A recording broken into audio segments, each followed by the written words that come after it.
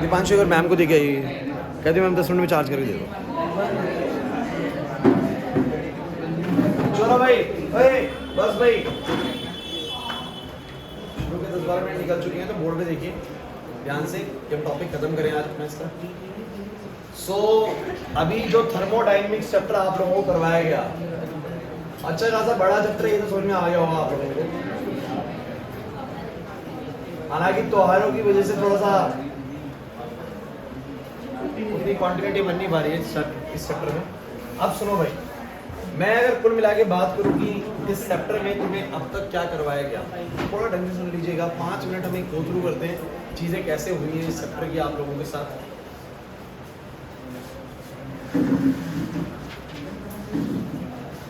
मुझे ये बताइए आप लोग, सबसे पहली चीज़ जो मैंने आप लोगों के साथ डिस्कस करी है, देखिए ना पूरा फ्रेम आ रहा है इसका बोर्ड का। देखिए सबसे पहले जो इस चैप्टर की शुरुआत हुई थी, अब वो बेसिक बातें तो नहीं लिख रहा कि थर्मोडायनेमिक्स ब्रांच क्या है, ये क्या है, वो क्या है, वो सब तो मतलब पता ही है। आप लोगों को शुरुआत हुई थी मेन, जहाँ से शुरू हुआ था चैप्टर, वो था फर्स्ट लॉ ऑफ थर्मोडायनेमिक्स। कुछ कहेंगे सर इससे पहले आपने सिस्टम के टाइप्स बताए थे, ओपन सिस्टम, क्लोज सिस्टम। मैं बोल रहा हूँ छोटी मोटी चीज़ें मैं छोड़ रहा हूँ, मैं मेन बात कर रहा हूँ उससे जो हमने पढ़ी थी। फर्स्ट लॉ ऑफ थर्मोडायनेमिक्स आप सबने पढ़ा था, सबसे पहली चीज़ जो इस चैप्टर में इंपॉर्टेंट थी। और क्या था फर्स्ट लॉ ऑफ थर्मोडायनेमिक्स, अगर आप लोगों को पता हो तो आप सभी जानते हैं कि फर्स्ट लॉ ऑफ थर्मोडायनेमिक्स कहता है किसी भी सिस्टम की इंटर एनर्जी में चेंज होगा वो Q प्लस में क्या होगा, W। याद है कि नहीं? कहते नहीं देख ले।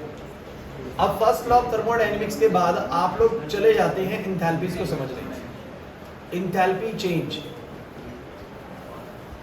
ऑफ रिएक्शन, और इस दौरान आप लोग ना बहुत सारे स्टैंडर्ड इंथैल्पीज के बारे में पढ़ते हैं। मेन मैं इसको लिख देता हूँ स्टैंडर्ड इंथैल्पी चेंज। तो आप लोग याद करिए आप लोगों ने कौन कौन सी स्टैंडर्ड इंथैल्पी पढ़ी थी। फिर तो आपने पढ़ा था स्टैंडर्ड इंथैल्पी ऑफ फ्यूजन, याद है आप लोगों को? yes, फिर आप लोगों ने same standard enthalpy of vaporisation, फिर आप लोगों ने standard enthalpy of sublimation, chapter ही गो थ्रू मान लीजिए वीडियो करा रहा हूं आप लोगों को। फिर मैंने आप लोगों को standard enthalpy of formation, standard enthalpy of combustion, neutralization, standard enthalpy of atomization, bond enthalpy समझाया था मैंने आप लोगों को बाद में, बताया था मैंने कि अगर 4 बॉन्ड टूट, क्वेश्चन ही कराया था उसके ऊपर, टॉपिक नहीं कराया ना मैंने, नहीं पक्का? चलो ठीक है, वो वाली बात नहीं कराई। तो मतलब एक इंथैल्पी छोड़ी हुई है, इसका नाम है बॉन्ड इंथैल्पी। तो ये अभी नहीं करा है, डोंट वरी, जो नहीं करा है वो कराऊंगा। इसके बाद मेजर टॉपिक शुरू करते हैं। आप लोग जैसे ही सब खत्म होता है आप लोग हैसेस लॉ एंड न्यूमेरिकल्स डिस्कस करते हैं, क्योंकि हैसेस लॉ सिर्फ टॉपिक नहीं है, उसका न्यूमेरिकल के बिना उस टॉपिक का कोई वजूद नहीं है। तो आपको समझना पड़ता है क्या होता है हैसेस लॉ, उसके बाद आप उसके न्यूमेरिकल प्रैक्टिस करते हैं। इसके बाद आप लोग समझना स्टार्ट करते हैं एंट्रोपी चेंज को। एंट्रोपी चेंज हैसेस लॉ वाला टॉपिक इतना छोटा मत समझिए, 2-3 क्लास से हैसेस लॉ पे निकली थी हम लोगों की न्यूमेरिकल प्रैक्टिस करने में। फिर आप लोगों ने एंट्रोपी चेंज को पढ़ा, जिसमें आप लोगों ने पढ़ा डेल्टा एच जो होता है वो क्या होता है, Q बाय में क्या, T। बड़ा इंपॉर्टेंट टॉपिक था बच्चों ये। इसके बाद आप लोगों ने, हालांकि हैसेस लॉ के बाद एक चीज मैंने यहाँ पर मिस करी है, वो है स्पॉन्टेनिटी। याद आ रहे हैं? स्पॉन्टेनिटी मतलब कि कोई प्रोसेस स्पॉन्टेनियस होती है, कोई बोलो क्या होती है, नॉन स्पॉन्टेनियस। फिर आप लोगों को मैंने एंट्रोपी पढ़ाया और मैंने बताया भी कि स्पॉन्टेनियसली यूनिवर्स की एंट्रोपी पॉजिटिव होती है और नॉन स्पॉन्टेनियसली यूनिट्स की एंट्रोपी नेगेटिव होती है। याद करो, ये समय सिखाया था आप लोगों को और फॉर्मूला बताया था। इसके बाद बच्चों आप लोगों ने समझा था गिब्स एनर्जी चेंज, जिसका फॉर्मूला था डेल्टा जी बराबर क्या, बोलो, डेल्टा एच माइनस का टी डेल्टा एस। उसके ऊपर मैंने क्वेश्चंस वगैरह भी आपको प्रैक्टिस करवाए। उसके बाद आप लोगों ने बच्चों रिलेशन पढ़ा था, किस का, relation between enthalpy and internal energy. तो इसका रिलेशन मैंने आपको लास्ट क्लास ड्राइव करवाया था। डेल्टा एच बराबर कितना आ गया था, डेल्टा यू प्लस में पी डेल्टा वी, या तो ये लगाओगे या फिर बोलो क्या लगेगा, डेल्टा यू प्लस में बोलो क्या, delta N G R T. याद करो यार, लास्ट क्लास तो पढ़ा है और इसके न्यूमेरिकल्स बनाए थे। सो कुल मिला के चैप्टर जितना भी करवाया ना बोर्ड पे लिखा हुआ है, बहुत छोटा चैप्टर नहीं है, आप सोचेंगे बहुत छोटा चैप्टर है, लेकिन अब ज़्यादा नहीं बचा हुआ, आज लगभग एंडिंग में स्ट्रेट पे होगा, थोड़ा बहुत बचेगा तो नेक्स्ट में देख लेंगे। सो गाइस मुझे बताओ फर्स्ट लॉ थर्मोडायनामिक्स में कोई प्रॉब्लम तो नहीं है? इसके बाद एंथैल्पी जितने भी थी नाम से समझ में आता है, फ्यूजन मतलब सॉलिड से लिक्विड, वेपराइजेशन मतलब लिक्विड से गैस, सब्लिमेशन मतलब सॉलिड से गैस। बस आपको ध्यान रखना है क्या, जैसे कि बोलते हैं फ्यूजन तो सॉलिड से लिक्विड, कितने का 1 मोल सॉलिड से लिक्विड, जितना हीट लगता है स्टैंडर्ड कंडीशन पे वो क्या होता है स्टैंडर्ड एंथैल्पी ऑफ फ्यूजन। तो नाम समझ में आता है क्या चीज़ है, और स्टैंडर्ड का मतलब होता है स्टैंडर्ड कंडीशन में काम हो रहा है, एंथैल्पी मतलब होता है कितनी हीट लग रही है। तो फिर फॉर्मेशन वाली एंथैल्पी, कंबशन वाली, एटमाइजेशन वाली, ये होल्ड कर रखा है हमने। ऐसे लोगों के न्यूमेरिकल्स बड़े इजी थे, आप लोगों को याद है, बस रिएक्शंस को अरेंज करना होता था। स्पॉन्टेनिटी में बताया गया था 2 तरह की प्रोसेस होती है, एक स्पॉन्टेनियस और एक नॉन स्पॉन्टेनियस। एक ऐसी जो खुद ब खुद हो जाती है बिना किसी एक्सटर्नल एजेंसी की मदद के, और एक ऐसी जिसको हमेशा एक्सटर्नल एजेंसी की जरूरत पड़ेगी पड़ेगी। सही बात है कि नहीं?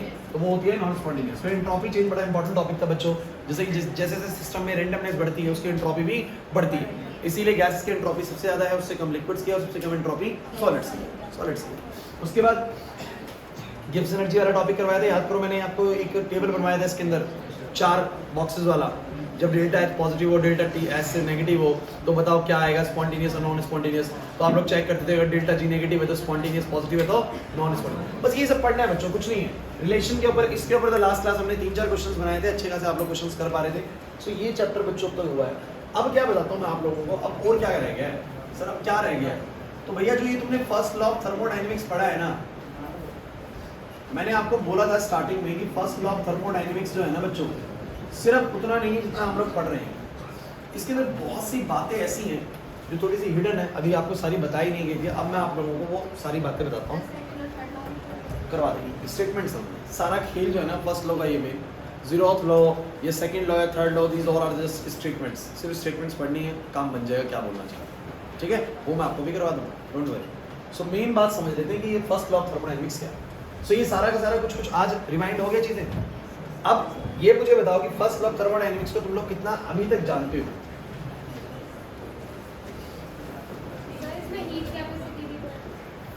हीट कैपेसिटी का मैं आपको बता देता हूँ। जो हीट कैपेसिटी वाला टॉपिक है ना बच्चों,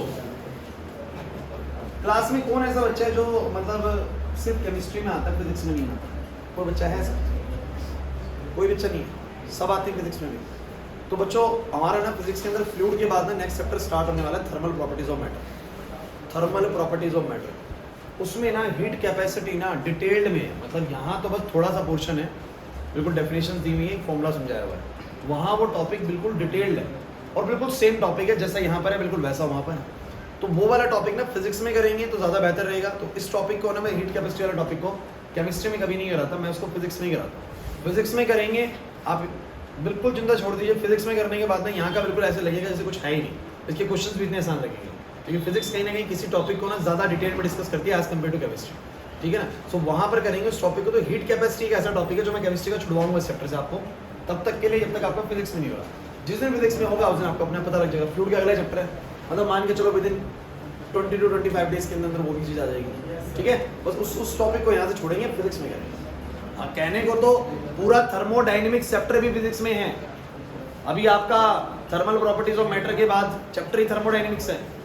चीज़ें फिर दोबारा पढ़नी है सारी की सारी, बस मैंने कहा ना कि उसका थर्मोडायनेमिक्स थोड़ा ज़्यादा डिटेल्ड होगा इसके मुकाबले, इसलिए यहाँ तो पढ़ना पड़ेगा उसका मुझे। So guys first law of thermodynamics में इंटरनल एनर्जी में जो चेंज होता है वो क्या होता है, बोलो सब बच्चे? Q + W। इसी की दूसरी फॉर्म बोलो क्या है कि अगर वर्क डन डायरेक्टली ना दिया हो तो वर्क डन होता है माइनस का P डेल्टा। क्या मैं बोल सकता हूँ इसका? किसी को डाउट तो नहीं है? यहाँ तक में किसी को डाउट? अब देखिए ये ना आप लोगों से ना डिफरेंट कंडीशंस में बात करेगा। जैसे बोलेगा पहला case, if process is isochoric, बोलेगा अगर कोई प्रोसेस आइसोकोरिक है। अभी आइसोकोरिक क्या होता है आप लोगों को नहीं पता तो मैं बता देता हूं। When volume is constant, when volume is constant. तो होता क्या है बच्चों, क्लास प्लीज, आइसो मतलब होता है एक जैसा, कोरिक शब्द यहाँ पर इस्तेमाल करते हैं हम वॉल्यूम्स के लिए।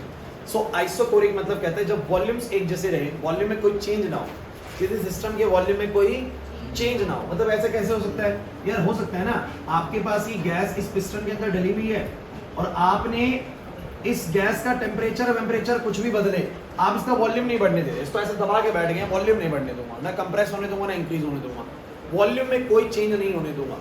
तो सोचिए अगर वॉल्यूम में कोई चेंज ही नहीं हो रहा, ना कंप्रेस हो रहा ना एक्सपैंड हो रहा, वॉल्यूम कांस्टेंट है, वॉल्यूम क्या है बोलो कांस्टेंट, प्रोसेस आइसोकोरिक है, तो ऐसे में चेंज इन वॉल्यूम कितना हो जाएगा बोलो 0, और ऐसे में जो आपका फॉर्मूला है वो क्या बन जाएगा, डेल्टा यू इक्वल्स टू बोलो क्या क्यू, माइनस में बोलो कितना हो जाएगा 0। अरे समझो मेरी बात को, समझे नहीं समझे ना, तो मुझे बताना जरा क्या फॉर्मूला बन जाएगा, डेल्टा यू बराबर क्या आ जाएगा बोलो क्यू। सारा केस शब्दों का है, मैं आपको 6 से 7 केसेस की बातें करूंगा, आप लोगों को बस एक छोटी सी बात समझनी है, शब्द क्या कहना चाह रहा है। अगर क्वेश्चन में एक शब्द इस्तेमाल हुआ कि प्रोसेस हमारी आइसोकोरिक रही है, तो आप समझ जाएंगे कि प्रोसेस के दौरान वॉल्यूम में किसी भी प्रकार का चेंज नहीं हुआ, और वॉल्यूम में चेंज नहीं हुआ इसका मतलब डेल्टा वी बोलो कितना है 0, और डेल्टा वी को 0 पुट करोगे तो डेल्टा यू इसके बराबर आ जाएगा क्यू के, मतलब उस दौरान बस ध्यान रखना कि ये 0 हो जाता है और बाकी का फॉर्मूला सेम है। तो दिक्कत तो नहीं लगी वाली बात में, तो क्वेश्चन में आएगा तो आपको ध्यान रखना है उसमें वॉल्यूम का चेंज हमेशा क्या होगा 0, और इंटरनल एनर्जी का चेंज ही हीट के बराबर होगा। Is this clear to you or not. इसके बाद बच्चों क्या होता है, अगर प्रोसेस आइसोबारिक है, मैं काम करता हूँ आइसोबारिक वाली पहले लिख देता हूँ। आइसोबारिक मतलब क्या, बार मतलब क्या होता है यहाँ पर, बार मतलब यहाँ पर प्रेशर से है, तो if the process is isobaric, if the process is isobaric means pressure is constant, तो यार प्रेशर की कांस्टेंट होने से वर्क डन 0 नहीं होने वाला भाई। क्यों भाई, प्रेशर की कांस्टेंट होने से वर्क डन 0 क्यों नहीं होने वाला, फॉर्मूले में बताओ ना, फॉर्मूले में वर्क डन क्या होता है, P डेल्टा V, P मतलब कि वॉल्यूम का चेंज यहाँ पर होता है डेल्टा V, प्रेशर तो भैया वैसे ही रहता है। अभी समझो अगर प्रेशर कांस्टेंट भी हुआ तो क्या ये P डेल्टा V 0 हो जाएगा क्या, समझे नहीं मेरी बात को, मैं समझाता हूँ चिंता मत करो। आपको याद है मैंने फर्स्ट लॉ थर्मोडायनामिक्स की स्टार्टिंग में कुछ क्वेश्चंस करवाए थे, मैं तो एक क्वेश्चन ये देता था तुम्हें कि अगर एक सिस्टम को इतनी हीट मिली और उस पर इतना वर्क डन हुआ तो कितनी इंटरनल का चेंज आया, तो तुम लोग ऐसे करते थे, ऊपर वाला फॉर्मूला लगा देते थे भाई। अगर मैं बोलता था कि चलो मैं वर्क डन डायरेक्ट नहीं दूंगा, मैं यूं दूंगा, मैंने एक गैस के ऊपर 10 बार का प्रेशर लगाया, 10 एटीएम का प्रेशर लगाया, क्लास 10 बार का प्रेशर लगाया, 10 एटीएम का मैंने प्रेशर लगाया उसके ऊपर, और मैंने जब उसको प्रेशर लगाया तो उसका वॉल्यूम मैंने 10 लीटर से 6 लीटर कर दिया, तो प्रेशर तो 10 ही रहता था ना भाई, प्रेशर तो मैंने उतना ही लगाया, वॉल्यूम में चेंज इतने से इतने हुआ। एक्चुअली में उस सभी क्वेश्चंस के अंदर प्रेशर में कभी चेंज नहीं देता मैं आप लोगों को, मैं बोलता था इतना प्रेशर लगा गैस एक्सपैंड होगी, इतने वॉल्यूम से इतना वॉल्यूम हो गया, इतना प्रेशर लगा गैस कॉन्ट्रैक्ट होगी, इतने वॉल्यूम से घट के इतना हो गया, तो वॉल्यूम में चेंज होता था, प्रेशर तो क्या रहता था बोलो कांस्टेंट ही रहता था। मतलब कि अगर वॉल्यूम कांस्टेंट हुआ तो डेल्टा वी 0 हो गया और ये वर्क डन 0 हो गया, इस कारण से डेल्टा यू बराबर क्यू आ गया। बट जब प्रेशर कांस्टेंट है ना, सीधा ध्यान रखना वर्क डन आप लोगों का वही रहेगा माइनस का P delta we, work done वही रहेगा माइनस का पी डेल्टा वी, और डेल्टा यू के फॉर्मूले में कोई बदलाव नहीं है, कोई बदलाव नहीं है। आइसोबारिक कंडीशंस के अंदर आप लोगों को ऐसे ही फॉर्मूला यूज करना है, कोई चेंज नहीं आएगा। बट आइसोकोरिक में वॉल्यूम के कांस्टेंट होते के साथ ही चेंज इन वॉल्यूम कितना हो जाएगा 0। क्या ये समझ पाना बहुत मुश्किल लग रहा है क्या, बताइए ना, नहीं आ रहा समझ में, पक्की बात है। चलिए एक और बात समझाते हैं, दोनों बातें क्लियर है पक्का या नहीं हुआ। तीसरी चीज क्या है, सुनते चलेगा, सारा टर्म्स का खेलेगा, आप टर्म्स पकड़ पा रहे कि नहीं पकड़ रहे।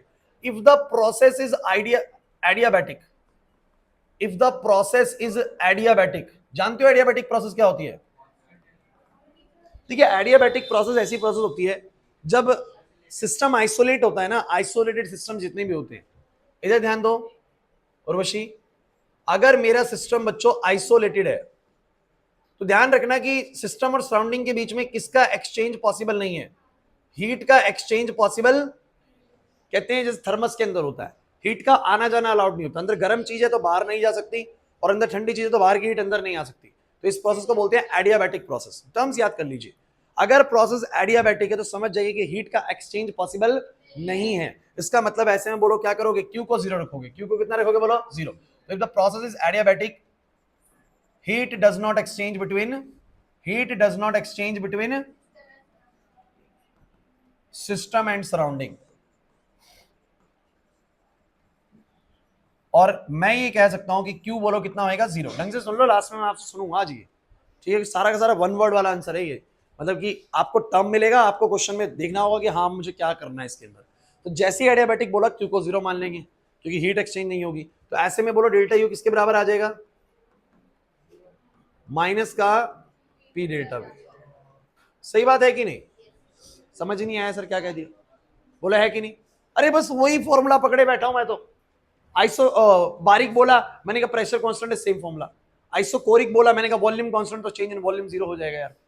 क्योंकि चेंज इन वॉल्यूम क्या होता है, जरा बता रहे, चेंज क्या होता है? Final minus initial. Dipanshu, change in volume क्या होता है? Final volume minus initial volume. और क्योंकि अगर वॉल्यूम ही कांस्टेंट है, इसका मतलब फाइनल और इनिशियल बोलो क्या है? सेम है। फाइनल इनिशियल बोलो क्या होगा? सेम। जो चेंज होएगा मतलब फाइनल माइनस इनिशियल, वो कितना हो जाएगा? जीरो हो जाएगा, अगर बराबर हुआ तो। नहीं है मेरी बात समझ में? तो डेल्टा भी जीरो हो जाएगा। दिमाग नहीं आ रही बात समझ में? सो ये वाली भी होगी भाई। चलो 3 बातें होगी, समझ में आ गई पक्का? चलो नेक्स्ट फोर्थ बड़ी इंपॉर्टेंट है, मैं सबसे ज्यादा इसको आते हुए देखता हूं।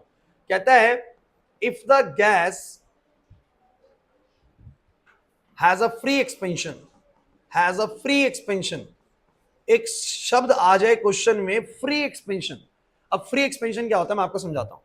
आप लोग मुझे एक बात बताओ बच्चों, अगर इस रूम में इस गैस को फैलना हो, एक्सपैंड होना हो, इस रूम में किसी गैस को एक्सपैंड होना हो, तो मुझे तुम ये बताओ कि क्या उसको एक्सपैंड होने के लिए कुछ प्रेशर लगाना पड़ेगा ऊपर की तरफ?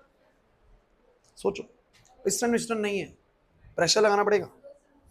अच्छा, आप लोगों को इस फॉर्मूले का यूज करना आता है ना? मैंने यार सिखाया था ये, मैं इतनी उम्मीद करता हूं कि आप लोगों को ये आता होगा। अच्छा बताना जरा, जब गैस एक्सपैंड होती है तो ये क्या होता है? Work done by the system. और जब गैस को हम कंप्रेस करते हैं, work done on the system. याद आ रहा है ना? तो मैं ऐसे क्वेश्चन देता था, a gas is expanding by applying A pressure of 10 ATM. एक गैस 10 एटीएम का दबाव लगा रही है ऊपर की तरफ, भाई पिस्टन लगा हुआ है, 10 एटीएम का दबाव लगा रही है और एक्सपैंड होती जा रही है। तो बोला था 10 एटीएम का दबाव लगा रही है, मतलब प्रेशर रख देंगे, वॉल्यूम में कितना चेंज हुआ वो रख देंगे, हीट कितनी आई वो रख देंगे, फॉर्मूला सॉल्व हो जाएगा। समझो मेरी बात को, मैंने कराए थे कि नहीं कराए थे ऐसे क्वेश्चन? करवाए थे बच्चों। अब मेरा सवाल ये है कि अगर गैस फ्रीली एक्सपैंड कर रही है, कहने का मतलब ये है कि अगर मैं गैस इस रूम में एक्सपैंड करने की कोशिश करूं, तो क्या गैस को अभी एक्सपैंड होने के लिए कोई प्रेशर लगाना पड़ रहा होगा? सबको लग रहा है नहीं लगाना पड़ रहा होगा? पक्का? किसी को भी क्लास में लगता है कि लगाना पड़ेगा? लगा है कुछ प्रिंस को लगाया भी वैसे। प्रिंस बताओ कैसे लगाना पड़ेगा? नहीं, work done by the system तो होगा, लेकिन कितना प्रेशर लगा रही होगी गैस एक्सपैंड होने के लिए? इस रूम में गैस है, उसको एक्सपैंड होना है। अरे यार, मैं यहाँ पर ये सिलेंडर मेरे पास गैस का रखा हुआ है, मैं ऐसे इस गैस को कंप्रेस कर दूं, निकालूं यहाँ से CO2 को, तो वो फैलना चाहिए रूम में। फैलने के लिए क्या उसको प्रेशर लगाना पड़ेगा नीचे से? नहीं लगाना पड़ेगा? कितना लगाना पड़ेगा अगर लगाना पड़ेगा तो? क्यों? बहुत अच्छे भैया, आप समझिए, हर जगह पर एटमॉस्फेरिक प्रेशर तो मौजूद है। एटमॉस्फेयर का ऊपर से दबाव है कितना बोलो? 1 एटीएम का। कितने का बोलो? तो इस गैस को उस एटमॉस्फेरिक प्रेशर को तो ब्रेक करके ही फैलना पड़ेगा यार। ऊपर से एक दबाव तो है, कितना बोलो? 1 एटीएम। और वो 1 एटीएम का जो दबाव है ऊपर से जो 1 एटीएम का दबाव है, उस 1 एटीएम के प्रेशर को तो ब्रेक करके ही तो गैस फैलेगी। अगर मान लो कि नीचे से दबाव इसका 0.9 एटीएम का है, ऊपर से 1 एटीएम है, तो क्या कभी एक्सपेंड हो पाएगी? वैक्यूम में हो जाएगा जीरो। इसीलिए तो मैं आपसे एक बात बोल रहा हूं कि अभी इस रूम में हो तो क्या होगा? तो एटमॉस्फेरिक प्रेशर को लगाना पड़ेगा। समझो मेरी बात को। अगर क्वेश्चन ऐसा है कि किसी भी रूम के अंदर गैस एक्सपैंड कर रही है, तो वो कुछ भी नहीं जिक्र कर रहा, तो भी समझ जाना कि गैस को कितना प्रेशर लगाना पड़ रहा है ऊपर की तरफ? 1 एटीएम। कितना बोलो? उसने बोला एक रूम में गैस एक्सपैंड कर रही है, उसका वॉल्यूम 10 लीटर से 15 लीटर हो गया, तो मुझे बताओ जरा, चेंज इन वॉल्यूम मिल गया, प्रेशर कितना मिला? 1 एटीएम। समझ नहीं पा रहे हो तुम लोग? आशु नहीं आ रही बात समझ में? 1 एटीएम का एटमॉस्फेरिक प्रेशर, भाई एटमॉस्फेरिक प्रेशर हमेशा 1 एटीएम होता है, तो मेरी गैस को रूम के अंदर एक्सपैंड करने के लिए बोलो कितना प्रेशर लगाना पड़ेगा? 1 एटीएम। वॉल्यूम चेंज वो बता देगा, 10 से 15 लीटर हो गया, जो भी हो गया भाई। क्लियर हो रहा है कि नहीं हो रहा? हीट वो बता देगा, चेंज इन इंटरनल आ जाएगा। लेकिन बच्चों, जब बात करी है फ्री एक्सपेंशन की, किसकी बोलो? Free expansion. तो फ्री एक्सपेंशन क्या होता है मैं आपको बता दूं बच्चों। फ्री एक्सपेंशन यानी वैक्यूम वाली सिचुएशन हो सकती है। वैक्यूम की स्पेलिंग सही लिखी है मैंने? CCUM, CWM। सही है? कितनों को लगता है सही है? सही है? अकेले स्वयं को लगता है सही है, बाकी सबको लगता है गलत है कि CC आना चाहिए। स्वयं ही सही है बस क्लास में। वैक्यूम की स्पेलिंग यही होती है, CC नहीं होता, W होता है। सुनो भाई, तो सुनो, हाँ W ही होता है बच्चों, वो आपने गलत देखा, जो भी देखा है आपने, वो ध्यान दिमाग में CC है, लेकिन है वो W। ठीक है, देख लेना बुक्स के अंदर। चलो दोबारा सुनो, अगर गैस फ्रीली एक्सपैंड कर रही है, फ्रीली एक्सपैंड करने का मतलब होता है कोई भी दबाव नहीं है, कोई भी दबाव। जैसे आपके ऊपर भी हमेशा एक दबाव रहता है ना, पेरेंट्स का दबाव, टीचर्स का दबाव, पढ़ाई का दबाव, तो आप कई सारे प्रेशर के अंदर है, आपको एक्सपैंड करना होता है तो इन सभी दबाव से ऊपर आना पड़ता है पहले ना। लेकिन अगर फ्रीली एक्सपैंड होने का मौका मिले, फ्रीली एक्सपैंड का मतलब होता है कोई ऊपर से दबाव नहीं। मुझे बताओ कितना प्रेशर गैस को लगाना पड़ेगा? 0, क्योंकि कोई दबाव नहीं है ऊपर से, कोई एटमॉस्फेरिक दबाव भी नहीं है, वैक्यूम वाला सिचुएशन है। तो ऐसे में ध्यान रखना जो ये प्रेशर लगाना है वो कितना हो जाएगा? बोलो 0। फ्री एक्सपेंशन के दौरान जो गैस प्रेशर लगाएगी, एक्सपेंशन मतलब एक्सपैंड हो रही है, लेकिन फ्री का मतलब होता है फ्रीली एक्सपैंड हो रही है, कोई भी रोकने वाली ताकत, तो रोकने वाली ताकत नहीं है, तो प्रेशर होगा 0। ऐसे में बोलो डेल्टा यू कितना आ जाएगा? बोलो क्यू के बराबर आ जाएगा। समझ आ रहा है कि नहीं आ रहा? मैंने बोला ना सारा शब्दों का खेल है। वो क्वेश्चन में जैसे ही फ्री एक्सपेंशन लिखता है सिचुएशन बदल जाती है, जैसे एडियाबैटिक लिखता है सिचुएशन बदल जाती है। समझ नहीं आ रहा सर? बिल्कुल पक्की बात है, ज्यादा नहीं है, 2-3 बातें और बताने वाला हूं बस, और ये हो जाएंगी याद। इसीलिए तो उस समय फर्स्ट लॉ ऑफ थर्मोडायनामिक्स नहीं कराया, लास्ट में करा रहा हूं कि बिल्कुल लास्ट की चीज को लास्ट में देखते हैं, बिल्कुल ऐसे याद कर लेंगे इन सारी बातों को। अच्छा, लेकिन एक बात सुन लीजिए, बार बार बोल रहा हूं मैं एक बात, अगर क्वेश्चन में ये बोला gas is expanding by applying A pressure of 10 atm, तो समझ जाना उसके ऊपर दबाव है और 10 atm का दबाव लगा के ही वो एक्सपेंड कर पा रही है, क्योंकि ऊपर से कोई दबाव लगा रहा है उसके ऊपर।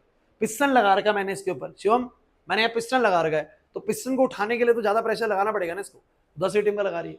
पिस्टन नहीं है, सिंपल एयर भी है, तो भी कितना लगाना पड़ेगा? 1 atm। समझ नहीं आ रहा? पक्की बात है। और अगर बोलते फ्रीली एक्सपैंड है, वैक्यूम में एक्सपैंड कर रही है, तो भैया प्रेशर कितना लगाना पड़ेगा? 0। सबको समझ आ गया भाई? तो जैसे ही फ्रीली एक्सपेंशन का केस आएगा, आपको पी को कितना पुट कर देना है? 0। सारा खेल यहीं से निकल के आ रहा है, अगर समझ में आ रहा हो तो सब कुछ यहीं से बना रहा है। दोबारा से याद करते सारी चीजें, बोलो। आइसोबारिक में प्रेशर कांस्टेंट होता है, प्रेशर कांस्टेंट होता है, फॉर्मूला सेम लगता है। आइसोकोरिक के दौरान आपका वॉल्यूम कांस्टेंट हो जाता है, वॉल्यूम का चेंज 0 हो जाता है, फॉर्मूला ऐसे बन जाता है। क्लियर हुआ कि नहीं हुआ? एडियाबैटिक में Q 0 होता है, बस याद कर लो, याद कर लो। एडियाबैटिक में Q 0, आइसोकोरिक में वॉल्यूम 0, चेंज इन वॉल्यूम 0, आइसोबोरिक में प्रेशर कांस्टेंट रहता है, उससे कुछ नहीं होगा। और जब गैस फ्रीली एक्सपैंड करेगी बच्चों, तो P 0 होगा। क्लियर हुआ या नहीं हुआ? सबको याद हो गया यहां तक का? पक्की बात है। अब आते हैं नेक्स्ट चीज पे, नेक्स्ट और ये लास्ट वन है बच्चों, that's the if the process is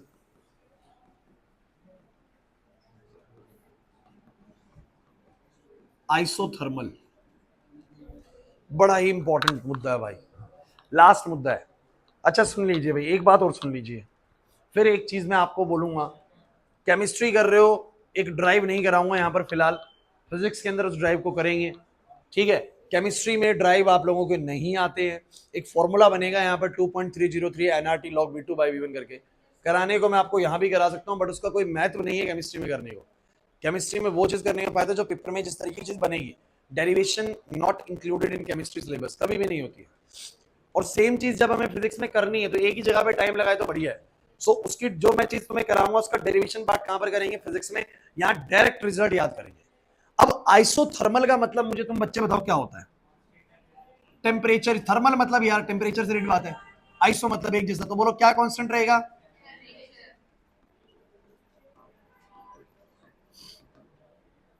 temperature is constant. Class ध्यान सुनना भाई, इधर भाई अंकित। अब आइसोथर्मल प्रोसेस है, मतलब कहता है कि कोई ऐसी प्रोसेस रही जिसमें टेम्परेचर में बदलाव ही नहीं आया, टेम्परेचर में बदलाव ही नहीं आया। अब टेम्परेचर में बदलाव ना आने का ये मतलब नहीं होता कि सिस्टम में हीट ना आई हो। मैं जो बातें बोलने वाला हूं ना थोड़ी सी मुश्किल लगेंगी आप लोगों को, लेकिन ढंग से सुनिएगा। मैंने बोला किसी भी सिस्टम में ऐसा पॉसिबल है क्या कि हीट तो गई हो बट टेम्परेचर चेंज ना हुआ हो? मैं कहता हूं पॉसिबल है। हीट तो गई है, हीट तो गई है, बट टेम्परेचर चेंज नहीं हुआ। कैसे समझते हैं? मान लो कि इस सिस्टम में तुमने हीट को डाला, अब हीट डालोगे तो ऑब्वियस सी बात है टेम्परेचर बढ़ना चाहिए था, it is very obvious, temperature बढ़ना चाहिए था। आशीष तूने इसमें हीट डाली तो टेम्परेचर इंक्रीज होना चाहिए ना, बट मैं कह रहा हूं कि कुछ ऐसा हुआ कि हीट तो गई बट टेम्परेचर इंक्रीज नहीं हुआ। कैसा हो, क्या ऐसा हो सकता है? ऐसा क्या हुआ होगा कि हीट तो आई बट टेम्परेचर इंक्रीज नहीं हुआ? तान्या क्या लगता है? जल्दी सोच के बताओ, दिमाग लगाओ, ऐसे में सोचो कि विकास सही बताएंगे। अगर इस सिस्टम में हीट आई और ऐसा क्या हो गया, खुशी ऐसा क्या हो गया कि हीट आई फिर भी टेम्परेचर इंक्रीज नहीं हुआ? यार 30 डिग्री सेल्सियस टेम्परेचर है, मैंने इसमें हीट डाली तो 31, 32, 33 तो होना चाहिए ना कुछ तो। किसी ने कुछ सही बोला था थोड़ी देर पहले, वॉल्यूम बढ़ गया। मतलब क्या हुआ? सुनिए भाई, बहुत अच्छी बात बोली है। अगर इसमें 300 जूल हीट आई, सोचिए, तो टेम्परेचर इंक्रीज होना चाहिए था। लेकिन अगर सिस्टम ने उतनी ही हीट का इस्तेमाल इसको एक्सपैंड करने में कर लिया, क्योंकि जब सिस्टम ऐसे गैस को एक्सपैंड करेगा तो ये होगा work done by the system. समझो मेरी बात को। हाँ भाई, इधर प्रिंस, 300 जूल की हीट सिस्टम में आई, टेम्परेचर बढ़ना चाहिए था, लेकिन साथ के साथ गैस ना फैल गई। एक्चुअली जब चीजें फैलती है ना तो ठंडी होने लगती है। क्या होने लगती है बोलो, समझो मेरी बात को। अरे यार, आपने सिंपल सा एग्जांपल देता हूं कि गरम गरम हलवा है, उसको जब ऐसे थोड़े बड़ी सी प्लेट में लेते हो, ऐसे फैलाते हो, तो क्या होता है, ठंडा होना स्टार्ट कर देता है। तो एक्सपेंशन के दौरान चीजें बोलो क्या होने लगेंगी, ठंडी होने लगेंगी। जल्दी से कहीं चाय पी के निकलना है तो छोटे से गिलासी में लेने की बजाय आप क्या करोगे बताओ जरा, कप में लेने की बजाय कटोरी में लोगे, तो क्या होगा, जल्दी ठंडी हो जाएगी। एक्सपेंशन के दौरान चीजें बोलो क्या होती है, ठंडी होती है। तो एक क्लास क्लास क्लास ढंग से सुनोगे तो ही आएगा, नहीं तो दिमाग के ऊपर से जाएगी थर्मोडायनेमिक्स वाली चीजें।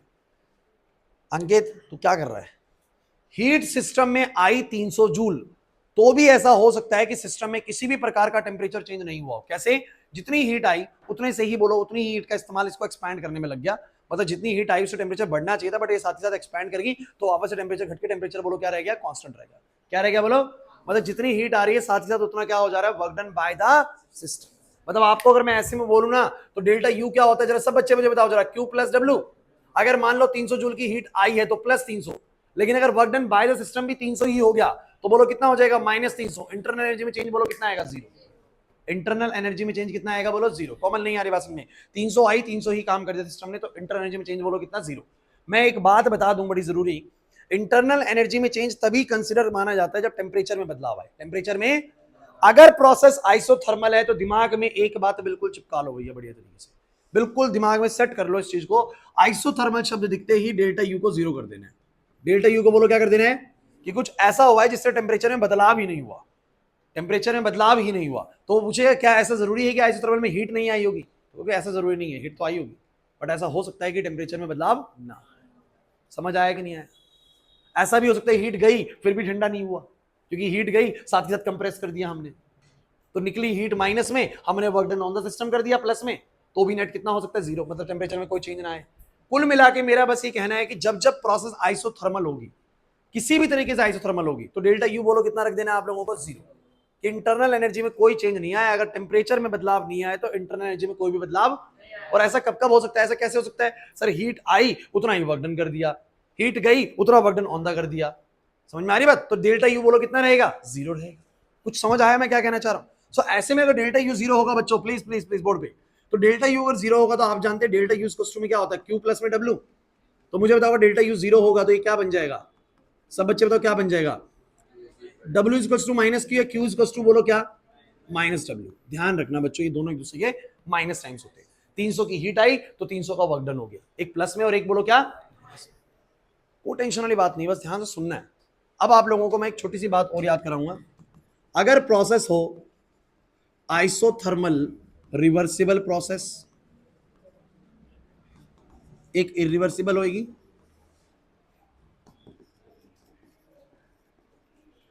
बस इसके बाद आपको कुछ भी नहीं सोचना, बस जो बता रहा हूं बस लास्ट है ये। इरिवर्सिबल का आप लोग ऑलरेडी जानते हैं कि W कितना होता है, माइनस का P डेल्टा V। फॉर्मूला पढ़ा है आप लोगों ने, ये फॉर्मूला पढ़ा है सबने। तो अगर W ये है तो Q बोलो ऐसे केस में कितना हो जाएगा, बिकॉज आइसोथर्मल प्रोसेस है। ढंग से बोर्ड पे खत्म होने वाली चीज, लास्ट चीज है। अगर प्रोसेस आइसोथर्मल है जतिन, तो आइसोथर्मल के दौरान टेम्परेचर बोलो क्या है, कांस्टेंट, मतलब डेल्टा यू बोलो कितना है, जीरो। और डेल्टा यू जीरो है तो क्यू बोलो कितना होगा, माइनस डब्ल्यू। क्यू कितना होगा, तो मुझे बताओ डब्ल्यू कितना होता है, डब्ल्यू को तो हम जानते हैं माइनस पी डेल्टा वी होता है। सो बोलो क्यू कितना आ जाएगा, माइनस टाइम्स ऑफ डब्ल्यू, यानी बोलो कितना हो जाएगा, पी डेल्टा वी। अरे ये तो वैसे कंफ्यूज करने वाली बात है, आप सीधा बस याद कर लो कि ऐसे में डब्ल्यू क्या होता है, ऐसे में डब्ल्यू क्या होता है, बस वो याद कर लो। अगर डब्ल्यू याद है तो क्यू तो ऑटोमेटिकली आ गया ना, माइनस टाइम्स ऑफ डब्ल्यू। नहीं समझे मेरी बात को, सुना। अगर तुम्हें डब्ल्यू पता है, वर्क डन पता है, और तुम्हें पता है आइसोथर्मल शब्द में डेल्टा यू वैसे जीरो हो गया, तो यार एक चीज तुम्हें पता है, दूसरी चीज तुम्हें पता है, तो क्यू तो अपने आप आ ही जाएगा ना ऑटोमेटिकली। फॉर्मूला तो वही लगता है ना, delta U equal to Q plus W. तो याद रखना है कि जब जब आइसोथर्मल शब्द का क्वेश्चन में इस्तेमाल हो गया, तब तब डेल्टा यू कितना हो गया, जीरो। और डेल्टा यू जीरो होने का मतलब ये है कि Q equal to minus W. तो अगर डब्ल्यू पता है तो क्यू अपने आप पता है, क्यू पता है तो डब्ल्यू अपने आप पता है। सो मैंने कहा बस ध्यान रखना है सब बच्चों को, आइसोथर्मल में डब्ल्यू का फॉर्मूला होता है माइनस पी डेल्टा वी। लेकिन बच्चों रिवर्सिबल प्रोसेस के दौरान डब्ल्यू का ये वाला फॉर्मूला जिसका ड्राइव आपको करवाना होता है बच्चों अलग से, सो ये वाले का फॉर्मूला याद रखिएगा, माइनस का 2.303 nRT log V2 bye V1। ये लास्ट चीज है बच्चों जो आप लोगों को थोड़ा परेशान कर सकती है बस। अब W का ये फॉर्मूला याद करो। अब आप कहेंगे सर ये सारे पैरामीटर्स क्या हैं? यार देखो ज्यादा टेंशन वाली बात है नहीं। N क्या है यहाँ पर? N है number of moles of gas. And don't worry about the R you know that is the universal gas constant, सिखाया था मैंने 8.314, लगता है भूल गए तुम लोग। T टेम्परेचर है, V2 और V1 क्या है बोलो? V1 है पहले वाला वॉल्यूम, V2 है बाद वाला वॉल्यूम। क्लास इधर अंकित रुको एक मिनट, रुक जाओ बिल्कुल, अभी बिल्कुल मत लिखो क्योंकि ये वो जगह है जहां पर थोड़ा फंसोगे। अब आपको सर ये फॉर्मूला कहां से आ गया, पता नहीं कैसे रिवर्सिबल में आपने लिख दिया। मैं क्या बोल रहा हूं बच्चों, इधर के लिए याद करो, चिंता मत करो। फिजिक्स में चैप्टर ज्यादा दूर नहीं है। आपको तब कराऊंगा तो मैं तसल्ली से बताऊंगा ये फॉर्मूला बना कैसे। बहुत बड़ी चीज अभी भी बताना नहीं है, 2 मिनट लगेंगे बता दूंगा वाली चीज भी, लेकिन तसल्ली से वहां करो तो बढ़िया है। अब सुनो, अब कहोगे सर ये लॉग क्या है भाई? सुनो मेरी बात, n पुट कर दोगे, r पुट कर दोगे, t पुट कर दोगे, कैलकुलेशन हो जाएगी, कोई खास बड़ी बात नहीं है। लेकिन लॉग में जब V2 बाय V1 रखूंगा तो ये कैसे सॉल्व होएगा? मान लो उसने बोला कि गैस का वॉल्यूम 2 लीटर से 10 लीटर हो गया। 2 लीटर से, तो लॉग में क्या आएगा? सुनो, 2 लीटर से 10 लीटर, तो पहले आएगा 2, बाद में कितना आएगा? 10। अरे यार V2 10 है, V1 2 है, तो बोलो कट के कितना आएगा? लॉग 5। अब कहेंगे सर ये लॉग क्या है? कौन से लॉग है ये लॉग बच्चों लॉगरिथम फंक्शन है। जैसे कि आप लोगों का साइन कॉस 10 होता है कोमल, जैसे साइन कॉस 10 कॉसेक, ये सब फंक्शंस होते हैं, है ना, फंक्शंस होते हैं। वैसे ही एक फंक्शन और होता है लॉगरिथम फंक्शन। आपको लॉगरिथम फंक्शन के बारे में ज्यादा अभी नहीं पता है, थोड़ा सा इसका इस्तेमाल आपने आज तक कभी करा ही नहीं। कभी करा है क्या आप लोगों ने लॉग का इस्तेमाल? नहीं करा है। मैथमेटिक्स में आपने थोड़ा, जिन्होंने पढ़ रखा उनको पता होगा। लेकिन जो अगला चैप्टर इक्विलिब्रियम है केमिस्ट्री का, इक्विलिब्रियम चैप्टर के अंदर इसका बड़ा इस्तेमाल है। और मैं इस टॉपिक की, लॉगरिथम टॉपिक की एक प्रॉपर क्लास लूंगा। मतलब ये तो टॉपिक ऐसा है कि मैथमेटिक्स है, इसका मैथमेटिक्स वाला सब बच्चों को, केमिस्ट्री हो या फिजिक्स हो, एक क्लास पूरी मैथमेटिक्स वाली देनी पड़ेगी जिसमें सिर्फ लॉग ही सिखाया जाएगा। तो वो आज तो सिखा नहीं पाऊंगा, आज तो समय नहीं हो पाएगा हमारा लॉग सीखने का। लेकिन अभी आप कहेंगे सर अगर एक क्वेश्चन आ जाए मेरे पास log 5 आ जाए तो मैं क्या करूंगा? अभी तो कोई टेंशन ही नहीं है, क्योंकि अगर log 5 क्वेश्चन में बन रहा होगा तो वो लिख के देगा कि log 5 की जो वैल्यू होती है वो 0.69 होती है। कितनी होती है बोलो? वो लिख के देगा, आपको टेंशन नहीं लेनी। मतलब कि अगर मैं तुम्हें लॉगरिथम कभी सिखाऊं भी ना तो भी पेपर में क्वेश्चन नहीं रुकता। क्यों नहीं रुकता?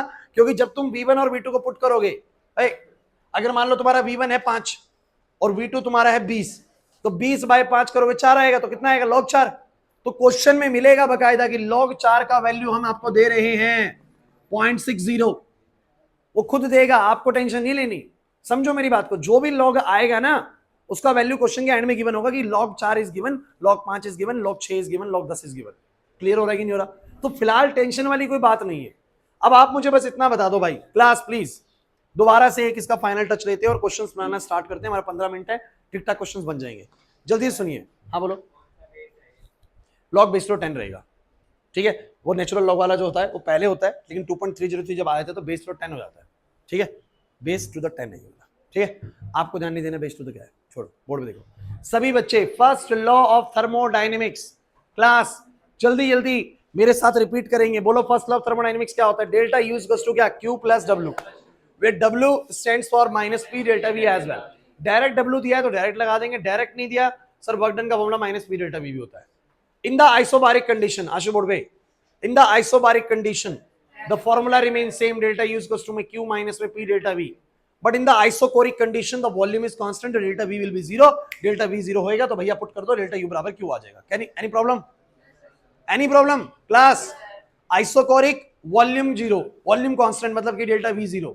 क्लियर है? Isobaric similar formula clear. Adiabatic Q 0, शब्दों से याद करो, एडियाबैटिक Q 0, बाकी सारा फॉर्मूला पुट कर देंगे, कोई दिक्कत नहीं, बस Q को 0 रखना है। नहीं है समझ में? फ्री एक्सपेंशन, अगर फ्री एक्सपेंशन है दिमाग में आएगा गैस फ्रीली एक्सपेंड कर रही है, मतलब उसको कोई प्रेशर लगाना नहीं पड़ रहा, मतलब प्रेशर कितना? 0। प्रेशर 0 लगाएगी तो सर डेल्टा U बराबर Q आ जाएगा। क्लियर हुआ कि नहीं हुआ?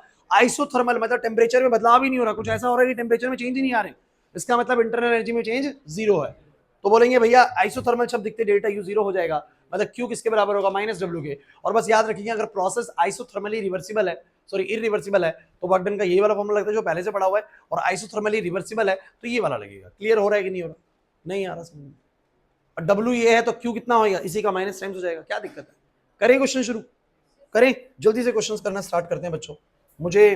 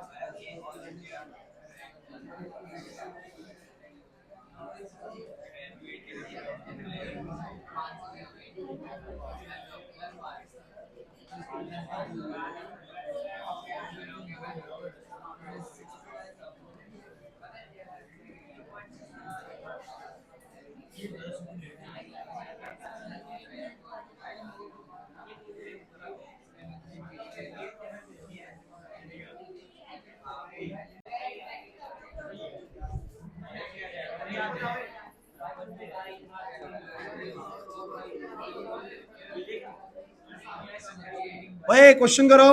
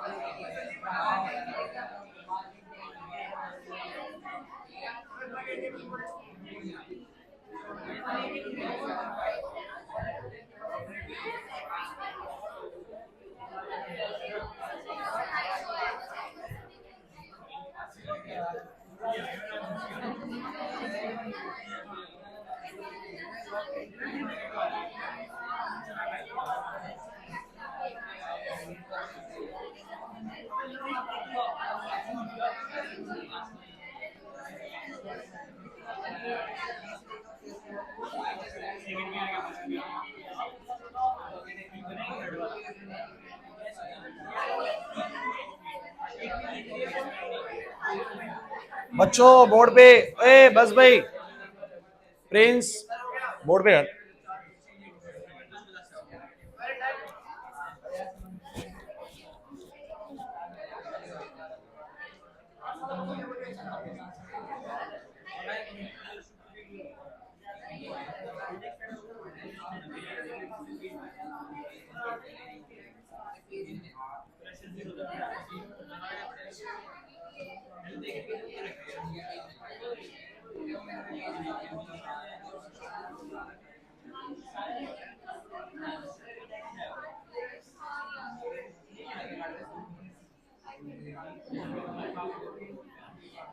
क्लास बोर्ड पे देखिए, देख कुछ नहीं है, मैंने कितने, मैं इसके कितने मर्जी क्वेश्चन बना लूं, आपको वो टर्म्स के बारे में पता है, आप सारे क्वेश्चन निकाल दोगे। मतलब आपने अगर वो टर्म्स अच्छे सुनी है, फिर ये कितने मर्जी क्वेश्चन बनाते रहे, आप लोग एक बारी में क्लिक कर जाएंगे कि हाँ करना क्या है, क्योंकि first law of thermodynamics same रहेगा, सिचुएशंस बदलती रहेंगी अकॉर्डिंग टू द टर्म्स।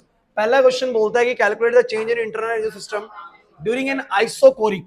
अब जैसे ही शब्द दिखा आइसोकोरिक है, आपने चेंज इन वॉल्यूम कितना कर दिया, 0, कांस्टेंट वॉल्यूम हो जाएगा ना यार, पीछे वॉल्यूम में चेंज 0 होएगा भाई।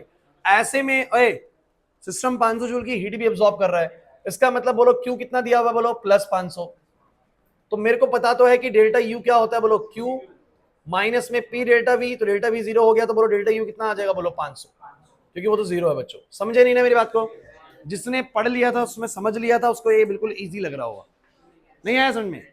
अब इस क्वेश्चन में बोलता है कि गैस एक्सपैंड कर रही है, 6 पास्कल्स का प्रेशर लगा रही है, वॉल्यूम को इतना इंक्रीज कर रही है, हीट को इतना एब्जॉर्ब कर रही है, इंटरनल एनर्जी में चेंज कितना होगा? क्वेश्चन ही नहीं पूछा था मैंने, कैलकुलेट डेल्टा यू इसके अंदर।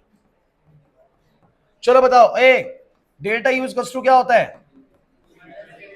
चलो बोलो क्यू कितना है, बोलो 400 कहां लिखा है, ये रहा 400। प्रेशर कितना है, बोलो 6। वॉल्यूम का चेंज होता है फाइनल माइनस इनिशियल, 10 माइनस 2।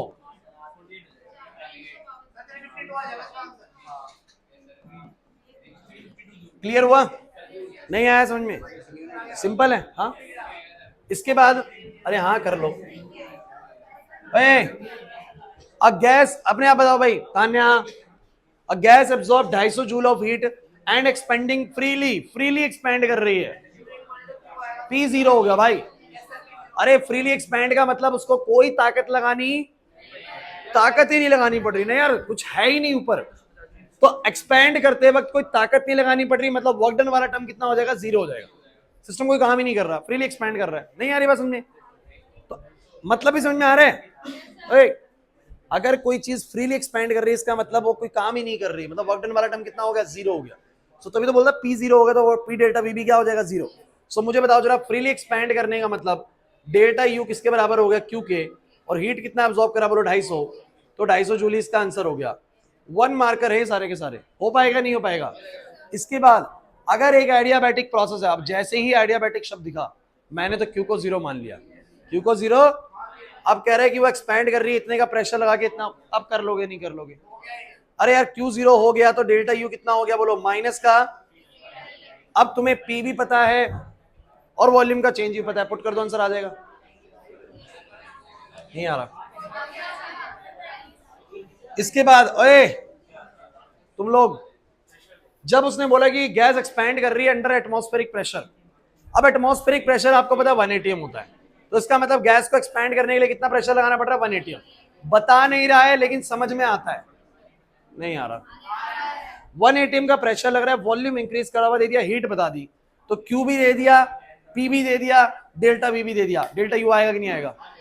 सारा खेल इस बात पे है कि टर्म्स कितनी बढ़िया समझी तुमने। अब सुन लो मेरी बात, जितना भी मैंने ये करवाया तुम्हें कॉन्सेप्ट, इसमें क्या तुम लोगों को ये सारे फॉर्मूले समझ में आ गए? आइसोबारिक में क्या करना है, आइसोकोरिक में क्या करना है, एडियाबैटिक में क्या करना है, इसमें क्या करना है, फ्री एक्सपेंशन में। सुनो, ये वाले का तो हो ही रखा है, बस ध्यान रखना आइसोथर्मल शब्द मिलते ही डेल्टा U कितना कर देना। जतिन छुट्टी नहीं हुई भाई, आइसोथर्मल शब्द मिलते ही सब बच्चे डेल्टा U कितना मान लोगे, 0।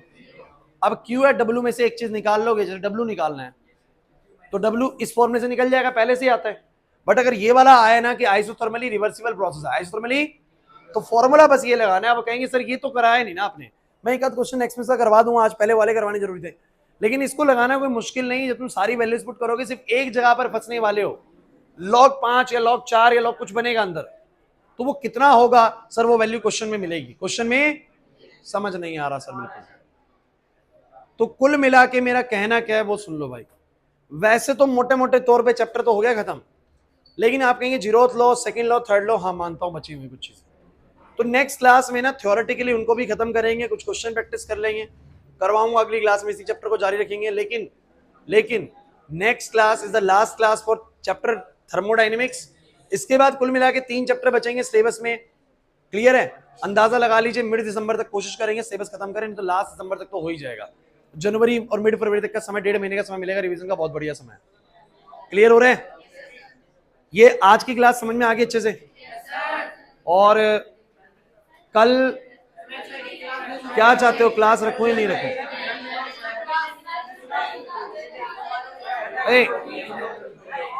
छुट्टी? चलो ग्रुप में बता दूंगा, जाओ। वैसे छुट्टी है।